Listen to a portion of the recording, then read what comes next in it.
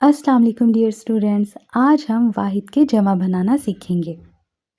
تعداد کے لحاظ سے اسم کی دو اقسام ہیں، واحد اور جمع۔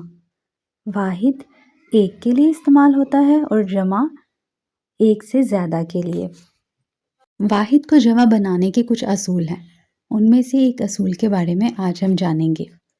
واحد اسم کے آخر میں اگر الف یا ہے ہو تو اس کی جگہ یہ اور واو نون گنا لگا دینے سے واحد جمع میں تبدیل ہو جاتا ہے۔ جیسے انڈا واحد ہے، اس کے آخر میں الف ہے۔ انڈے کو جمع بنانے کے لیے الف ہٹا کے اس کے آگے یہ لگا دیں گے تو یہ بن جائے گا انڈے۔ اسی طرح اگر واو اور نون گنا لگائیں گے تو ہو جائے گا انڈوں، انڈے، انڈوں۔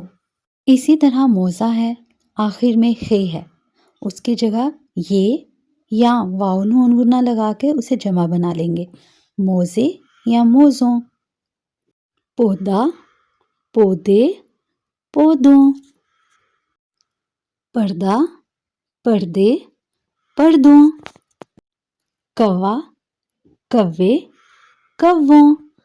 ڈیئر اسٹوڈنٹس، امید کرتی ہوں کہ آپ کو لیسن کے اچھے سے سمجھ آ گئی ہوگی۔